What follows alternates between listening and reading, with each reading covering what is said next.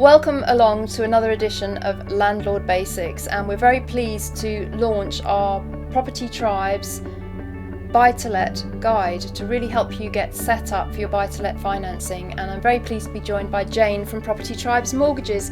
And Jane, first of all, I think, to launch the guide, it's so vital that people get their financing in place first before they go out looking for property details. Could you just explain why?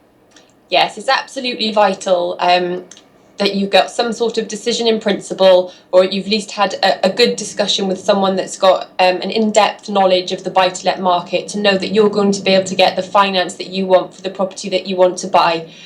We see so many landlords that have put deposits down on properties or are deep into a purchase, and then they can't raise the funds that they want. So, we really need to make sure landlords are doing things in the correct order to make sure they're not spending any funds up front that, later down the line they're going to lose because they have to pull out.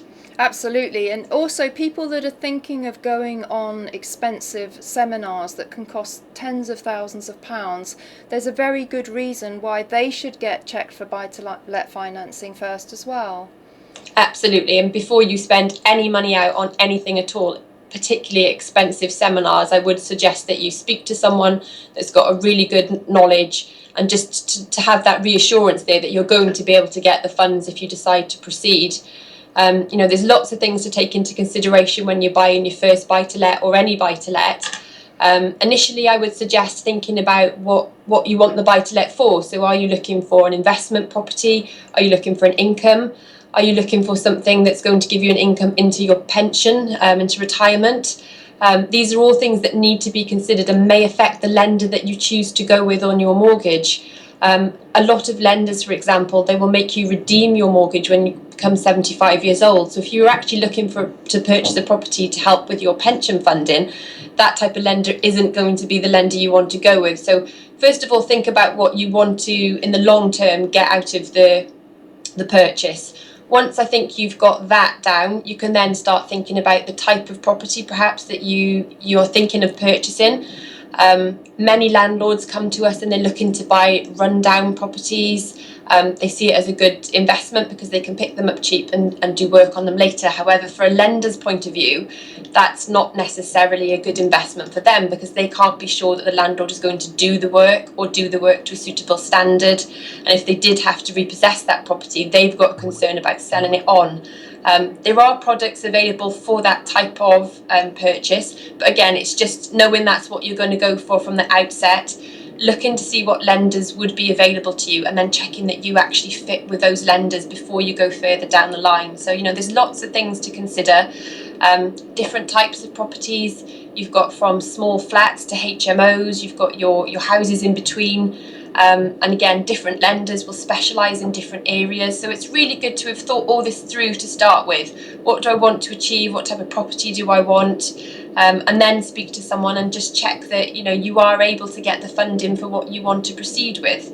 Indeed. It may well be that you can't, but you might just have to tweak what you do then. I think that's such a good point, Jane, because there's no, it could actually save you a lot of time. No point in, doing loads of research into HMOs and then finding that you can't get an HMO mortgage. So getting Absolutely. your kind of decision in principle in advance will actually bring clarity to the strategy that you as an individual can go forward with, because it's very bespoke to each individual's circumstances. So Absolutely. It may be that you only initially qualify for a vanilla buy-to-let mortgage. Yeah, many lenders that do offer HMOs would require you to have had maybe 6 months, a year experience on letting out a vanilla buy-to-let. So, it just means you might need to change your strategy, purchase your two-bed semi to start with, get yourself on the property ladder, get a little bit of experience behind you, and then you maybe can go for that HMO. What you don't want to do is start putting deposits down on properties and then find out later down the line, pay for perhaps valuations, and then find out that you're not going to be able to get that property at that time.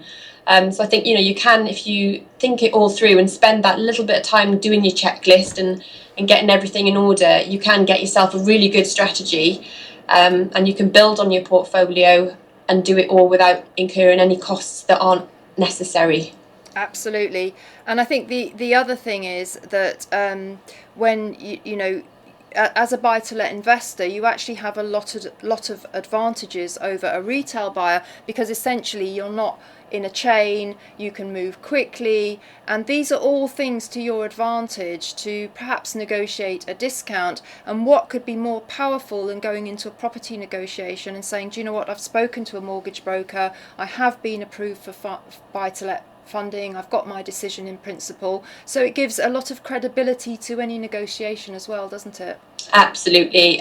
We get so many calls from estate agents here in Property Tribe Mortgages where they're looking to get some sort of reassurance that the client that is purchasing the property has got something in place. If you can go straight into the estate agents and say that you've spoken to someone, or you've got a decision in principle, or you've discussed the property, I think the reassurance and the likelihood of your offer being accepted does increase then, because you are a much more certain deal to them. And I think working with a broker and creating a good working relationship with a broker is absolutely vital to anybody looking to advance in property. I believe a broker is such an important part of the team, and you can work with a broker who can help you progress perhaps more quickly than if you weren't working with a broker. Absolutely. I mean, the sales team here, they've got an in-depth knowledge. We deal with 25 plus lenders. They've all got different quirks, different criteria, but the guys here, they are genned up on what each lender, where their benefits are, what niches they offer, who they're suitable for. So, for example, as we discussed before, perhaps needing to get your vanilla and then moving on to HMO, we can actually suggest ways that you can do that. So it might be X lender for your vanilla property, but then you might move on to Y lender for your HMO. If we've got somebody perhaps that needs to use or hasn't got very good income, or needs to use income that does, they can't prove it, perhaps self-employed reasons, we've got lenders that can look at that kind of thing. So I think if you work with someone and they understand what you're aspiring to do and what your situation is, we can help you then build on that. And a returning client, you can come back and we keep all the information here. We can refer back to previous notes and have a really good chat and understanding and build that relationship so that it can actually help the client to build their portfolio. And when we come to stacking deals, if you've had a conversation with a broker and you've been given an idea of the kind of interest rate that you qualify for, obviously we know you need to put in your 25% deposit, and you typically have to have 125% coverage of the rent over the mortgage. But if you actually have a kind of interest rate that you qualify for, that can actually help you stack your deals and understand your potential net cash flow better. Absolutely. Again, I keep coming back to property type, but it does, the rate that you're likely to get is very dependent on you and the property that you're purchasing. So for something like a HMO, you may pay a higher interest rate than for your vanilla buy-to-let. So again, if you've looked into that first, you can do all your calculations and make sure that it really fits for you and it really works. You also need to take into consideration other things like rental voids, which lenders will be looking for how you're going to cover those rental voids. Things like your building insurance, or if it's a leasehold property, are there any other outpayments like ground rent, etc. But once you've got that interest rate, as you say, your mortgage is likely to be your biggest expenditure. So once you've got that there, that gives you a really good idea of whether or not you're going to be able to afford the property and if it's going to work for what you want out of it. So let's just finish by reminding everybody the services offered by Property Tribes Mortgages, because on the screen here in front of me I've got our self-service option, which is where people can go and source their own buy-to-let mortgage, and that's probably for people that are either just browsing or who are very clear or probably more experienced landlords. But for the less experienced or novice landlord, how can Property Tribes help? Property Tribes Mortgages have got an absolutely free helpline, so you can give us a call on that. The team here are very knowledgeable, so we can just chat through what you're aspiring to do, what you're looking to get out of it. We can give you an idea of what rates might be available to you, or an idea of what lenders you can look at, and then you can also use the self-service proposition as well to, you can be on the phone the same time perhaps as on the phone to someone, so you can browse with them, or you can go back and look later. but we can give you that guidance and that reassurance as you step through.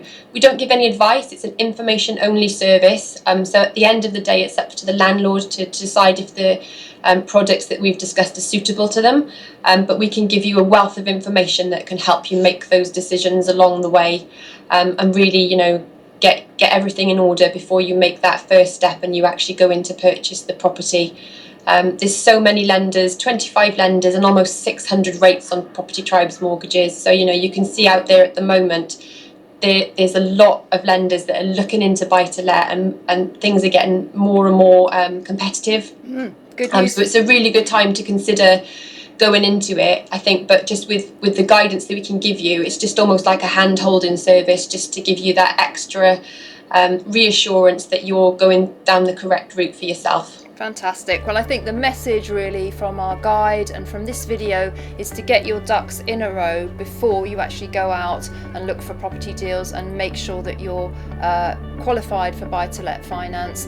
And do look at the guide which is below this video, and just many thanks to Jane and the team for producing this document to help landlords move forwards with their financing. No problem, nice to speak to you. Thank you, Jane. Thank you. Cheers, bye. Bye.